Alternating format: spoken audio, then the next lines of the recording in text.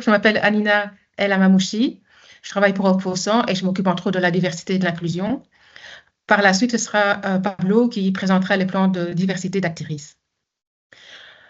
Voilà, donc ça c'est le sommaire, c'est 5 points que je vais définir aujourd'hui. Alors, qui est Opfosan? Donc, nous sommes à fond pour la formation de la commission paritaire auxiliaire pour ouvriers. Concrètement, Opfosan coordonne les formations et prend en charge le coût des formations pour les ouvriers de la commission paritaire 100 et pour les groupes à risque.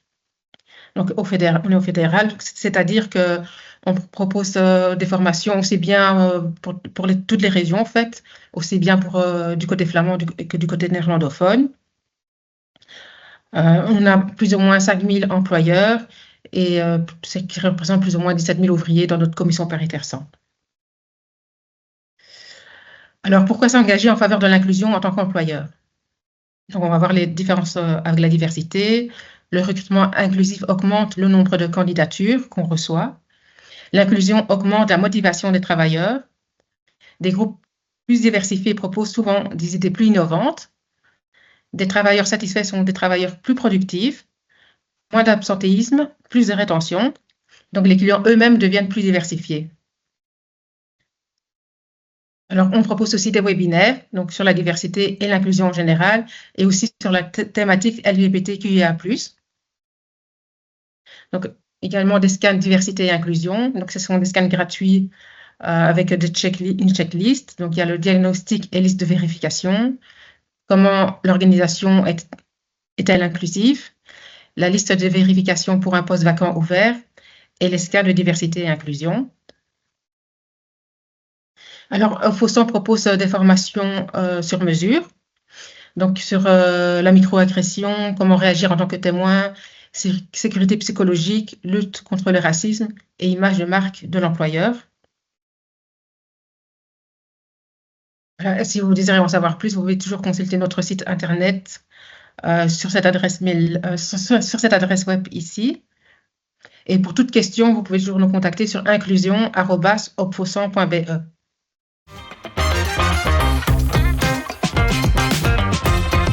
Bonjour tout le monde, merci Anina pour la présentation de départ. Je suis donc Pablo Ibanez, je travaille chez Actiris, qui est l'agence régionale pour l'emploi. Et dans les missions d'Actiris, il y a l'accompagnement des employeurs, pas seulement pour la recherche de candidats ou de candidates ou de stagiaires, mais aussi par rapport à la politique de diversité. Notre accompagnement, donc, je vais vous l'expliquer tout de suite.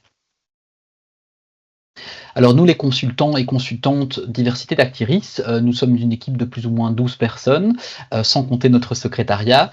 Et notre rôle avec les employeurs, c'est de les conseiller dans le cadre de la mise en place d'une politique de diversité ou de mise en place d'actions liées à la diversité afin de favoriser tous les pans du travail, comme l'a dit Hanina dans son introduction. Comment est-ce qu'on fait ça? Eh bien, on va co-créer des plans de diversité avec les entreprises et surtout avec les personnes qui travaillent dans l'entreprise afin de faire remonter le plus de feedback qui va avoir un impact au final sur tous les collaborateurs et collaboratrices de la société. Ce plan se fait sur mesure. Donc évidemment, on est conscient que toutes les sociétés sont différentes, que toutes les organisations sont différentes. On ne va pas faire un copier-coller d'un plan à l'autre. Et on propose un conseil sur du long terme. On n'est pas juste là pour la préparation du plan. On peut faire aussi le suivi et on peut vous aider dans les différentes démarches que vous voulez entreprendre.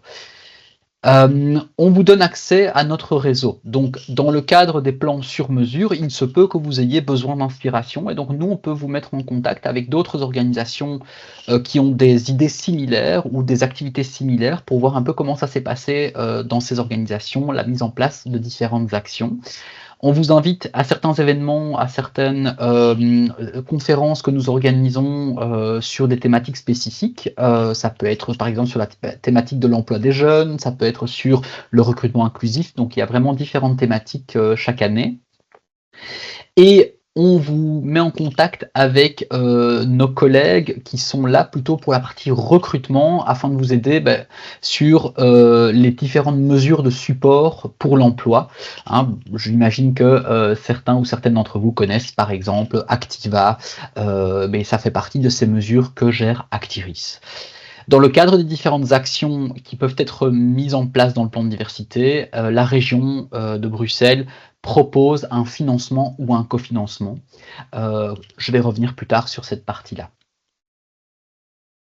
Alors concernant les plans de diversité, ce sont donc nos outils de travail et typiquement on a deux approches possibles. On a l'approche mini-plan qui est l'approche focalisée sur une problématique spécifique, soit par rapport à un public cible, les jeunes, les femmes, les personnes en situation de handicap, soit par rapport à une problématique liée au recrutement, lié à la gestion des ressources humaines. L'objectif du mini-plan, c'est d'orienter l'employeur vers une solution directe à court terme. Donc on doit répondre à une problématique le plus vite possible. Ça permet aussi de faire les premiers pas dans la diversité avant de se lancer dans une politique beaucoup plus large. L'avantage de ce plan d'un point de vue financier, c'est qu'il propose un financement total de 5 000 € dans les différentes actions que vous voulez mettre en place. Il y a un slide juste après avec des exemples de financement. À l'issue de la mise en place de ce plan, il n'y a pas de label diversité, en sachant que pour certains types de subsides régionaux accordés par Bruxelles Économie Emploi, il est demandé d'avoir un label diversité. Ce sont quelques subsides uniquement, mais voilà, ça peut être parfois une motivation de faire un mini-plan ou un plan global. Le plan global, lui, c'est le plan qui reprend toute la problématique de la diversité au sens large et qui permet vraiment de lancer une politique de diversité. Donc, c'est quelque chose qui est vraiment structurel, qui est systémique et qui s'installe et qui s'ancre dans le long terme. Donc, l'idée, c'est de faire un processus itératif. Tous les 2 ans, on va relancer la procédure. Là, vous pouvez obtenir un cofinancement qui va jusqu'à 10 000 € et à l'issue de la mise en place de ce plan, vous pouvez obtenir un label diversité. Et donc pendant toute la mise en place de ces plans, vous avez l'accompagnement d'un ou d'une consultante diversité d'Actiris et accès au réseau d'Actiris. Alors quand on parle de financement, typiquement dans les mini-plans, imaginons vous voulez mettre en place une formation sur le recrutement neutre qui va vous coûter 2 000 €, dans le cadre du mini-plan, vous allez pouvoir obtenir 2 000 € de financement d'Actiris. Vous voulez faire une sensibilisation aux préjugés, très bien, ça va coûter 1 500 €, mais vous obtenez un financement de 1 500 €. Au total, toutes les actions qui sont donc payantes dans le plan de diversité doivent arriver à un montant qui ne dépasse pas les 5 000 €. Tout ce qui va au-delà sera évidemment à prendre en charge par l'employeur. Dans le cadre d'un plan global, imaginons que vous voulez faire un audit d'accessibilité pour vos locaux, ça va coûter 2 500 €. À ce moment-là, nous, on cofinance la moitié, à savoir 1 250 €. Vous voulez faire une sensibilisation aux biais inconscients, c'est possible, ça va coûter 1 500 €. Nous, on participe à hauteur de 750 €. Au total, pour l'ensemble du plan, on paye maximum 10 000 € de cofinancement. Et on rappelle évidemment qu'à l'issue du plan global, vous recevez votre label diversité si votre évaluation est positive. Alors comment se passe en quelques étapes le plan de diversité ? On commence toujours par introduire les concepts à l'équipe qui va être chargée de développer le plan de diversité, avec laquelle on co-construit le plan. Ensuite, on va récolter les informations, qu'elles soient quantitatives, donc on va demander l'état des lieux de vos équipes, même si elles sont petites, c'est toujours bien de savoir à qui on a affaire, en termes purement chiffrés. Et ensuite, on va récolter des informations qualitatives. Donc typiquement, on va poser des questions sur tiens, comment ça se passe, comment est-ce que vous vivez telle ou telle chose en interne, comment ça se passe au niveau du recrutement, etc.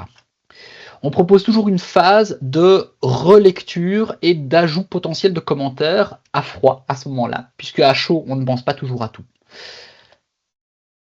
Ensuite, on organise un atelier qui porte sur les actions potentielles. Donc, sur base de toutes les remarques qu'on a pu obtenir pendant l'analyse, on va se dire comment est-ce qu'on répond à ces remarques et qu'est-ce qui est faisable pour l'entreprise en termes d'action. Et toute cette réflexion, elle va aboutir sur la rédaction du plan de diversité. Alors, tout ce processus se fait en quelques mois, ça va dépendre, nous on s'adapte, donc ça va vraiment dépendre des entreprises et du temps disponible, mais l'idée c'est qu'une fois que le plan est approuvé, eh bien, il est implémenté dans l'entreprise pendant une période de 2 ans. Donc là, l'entreprise a 2 ans pour mettre en place toutes les actions qui ont été engagées dans le plan. Alors quand on parle d'action, qu'est-ce qu'on veut dire exactement? Donc nous travaillons sur base de publics cibles que vous voyez en haut, nationalité, diplôme, âge, handicap et genre. Et alors on va vérifier, tiens, comment interagissent ces publics cibles dans le recrutement, dans la gestion des ressources humaines, dans la sensibilisation et la communication interne, et dans le positionnement externe. Donc le positionnement externe, c'est comment est-ce que vous êtes vu comme entreprise à l'étranger, pas à l'étranger, pardon, à l'externe. Donc typiquement, si vous êtes une entreprise qui répondait à des cahiers de charges, il y a souvent une demande par rapport à la politique de diversité, donc c'est là que ça rentre en compte. Alors des exemples d'actions par domaine, imaginons vous voulez revoir votre politique au niveau des offres d'emploi, imaginons de changer un ouvrier par un ouvrier, une ouvrière, mais là on est sur une thématique qui touche le genre. Si au niveau des ressources humaines, vous voulez mettre en place un système de parrainage parce que régulièrement vous avez un roulement et donc des nouvelles personnes qui rentrent dans l'entreprise, le système de parrainage souvent va favoriser le contexte intergénérationnel, donc les publics plus jeunes et plus âgés, parce qu'il y a un vrai échange de connaissances.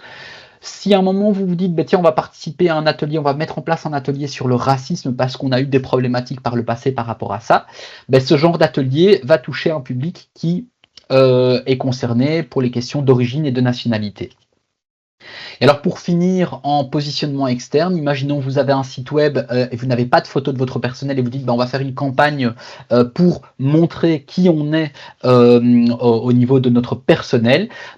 En général, les photos du personnel, ça concerne potentiellement tous les groupes cibles, tous les focus que nous avons.